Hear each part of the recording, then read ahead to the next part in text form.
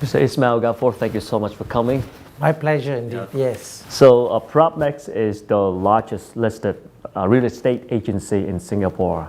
And you came to Vietnam last year, 2018.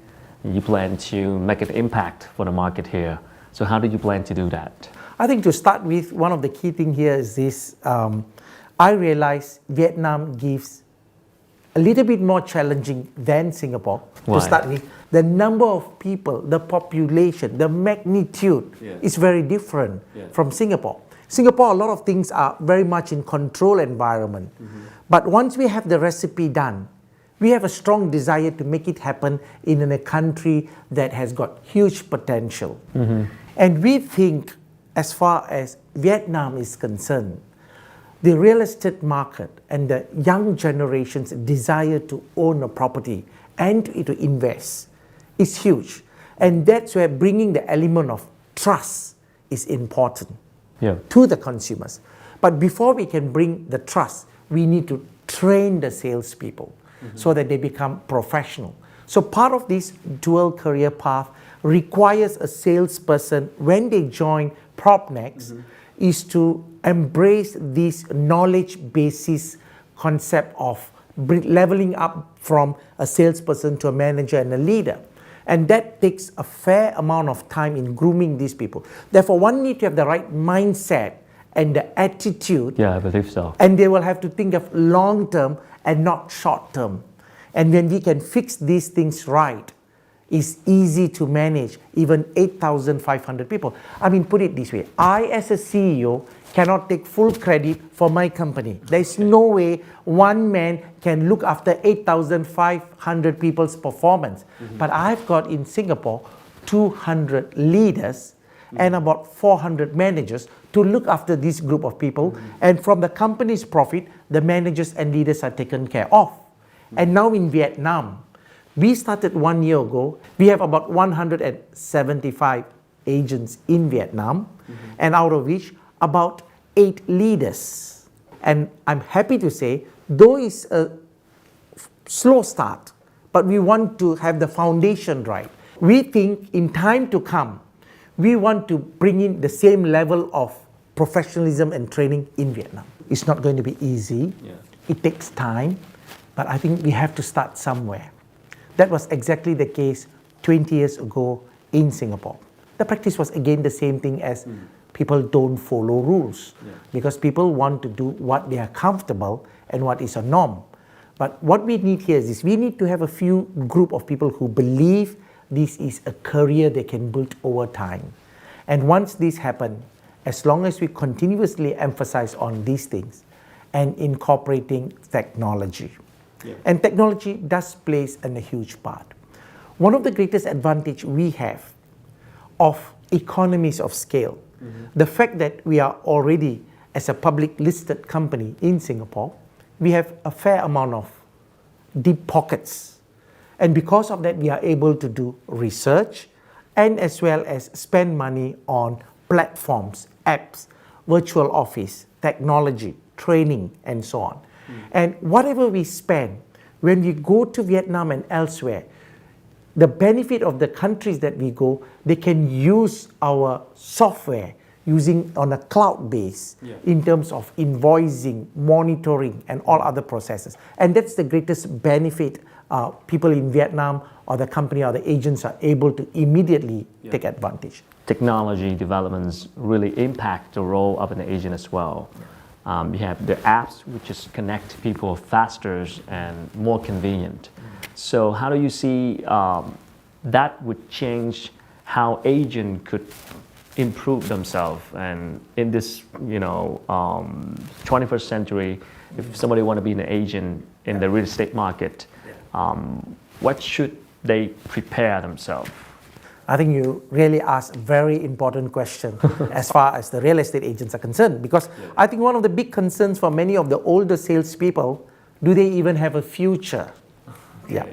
Because that's a big question. Because I think real estate agents who are just purely playing the middleman role, their days are numbered. Because if you are just a connector of property and a project, I think technology can very easily replace you. You have the sharing economy when you have the apps connect people Yeah. very fast. There's no need for the middleman anymore. Yep. But what is important here is this. We also understand property investment are not a investment that you buy today and tomorrow you said, I don't want you to change. You can't. Because most of the property investment takes a fair amount of life savings and a commitment of the person within a bank loan that stretches 10, 15, 20 years. Therefore, you cannot make a mistake. And that's where an agent has got an important role, beyond being a middleman. His knowledge and understanding of the real estate market, his ability to connect with the customer to understand the customer's needs, that he can buy the right property on a long term, not speculative. And ensuring that those people who buy the property from an investment, whether the salesperson can come and continue to do the rental and taking care of the property in terms of all other things, therefore this investment can last a longer period of time.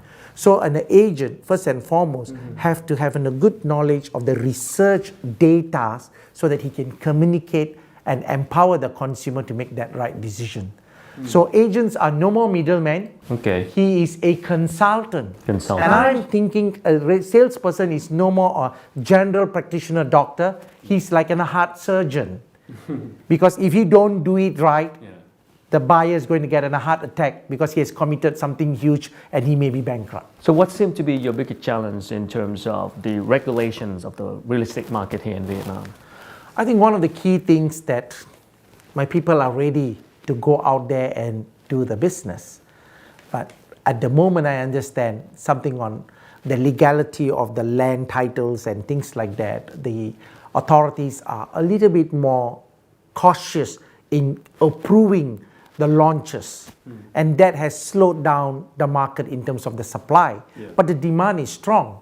But for salespeople, their livelihood depends on supply. Yeah, you can have a lot of people are interested, but if you don't have a product to sell, and again, when there is no certainty in terms of a process, there are many Singapore big developers, CapitaLand, Keppel, and many others come to Singapore. And from Singapore, they come to Vietnam simply because they see Vietnam as a very strong potential growth. But when there are uncertainty in terms of time frame of approving when the project can be launched, this creates a little bit of a challenge for foreign companies to come and invest and to grow or to bring up the businesses. This seems to be some of the challenge, but I'm very confident these are not going to be a long-term problem. And I understand in the legislations and such things are being discussed. Hopefully next year, 2020, things will be much more clearer and more projects will be up in the pipeline. And we are just ready to help more customers to invest right, owning the right property. Yeah, sure. From the perspective of the real estate developer, how do they view the role of agents right now? And how do you plan to build a great relationship with the market leader now, the real estate developers right now? It's a very important point. One thing that we have to realize, market don't remain the same, upbeat all the time. True. Today, the market is very hot, so the developer don't have that much of a pressure. So he called the shot. But in Singapore right now, the market is completely opposite. The market is a bit lukewarm because the government have introduced cooling measures to slow down the market. And therefore, the developers are so stressed about selling the product. Therefore, the developers give huge amount of respect and work with us in terms of partnership, how to bring and sell this particular product to the consumers. That's why we do a lot of consumer seminars and all other activities. So coming to Vietnam, at this juncture, we will follow the tide. We support the developer. Our value is only recognized as long as my team get a project and sell good number of units to have the traction to say your system work. And I have to eat the humble pie to show and prove that we are good enough. But there will be times where the developer will see us that we are truly a partner to help them because their risk is also huge. So on that basis, I think in a real estate business, there are few stakeholders: developer, agents and agencies, the broker, and consumers. What is important here is this: there must be mutual respect and support. Developer want to sell at the right price. Agents are trained effectively to understand the product, and consumers are brought here to explain and tell them about the benefits. And only when these three people do it right, then the business is done well. And that's what we are for. How do you foresee the markets in 2020 in terms of supply and demand? I think Vietnam bucks the trend of the world. Despite the global challenges of the United States, of the China, and many other concerns of the economic slowdown, countries like Singapore, in fact, faces greater challenge because of a lower GDP and growth. But we are talking about Vietnam, 6 and 7%. And yet there is a strong young population still wanting to come and settle in the urban towns and the cities. And therefore the demand is strong. I think Vietnam still have got a few more good years in the running of a positive growth story. What is important though, I always will be very concerned here is this: whatever the growth in any country, it has to be sustainable. I would be happy as long as it is not a double-digit growth in a year. Because when you have a double-digit growth, say 12 to 15% or 20%, it's too fast, too hot. It's not, and you are talking about within 5 to 7 years, if a double-digit growth is double the property. One of the biggest challenges is not about the property being growing, is the affordability of the next generation. Can they afford to buy? And when more of the younger generations are not able to afford, then the unhappiness creeps in and people tend to revolt. And they either give up or they don't want to be part of it. And my desire here is this: I think Vietnam has got a huge potential, good story. All we need here is this, the regulators to keep a keen eye that whatever that happens is sustainable. And to me, if property prices goes up by 5, 6, 7%, it's okay.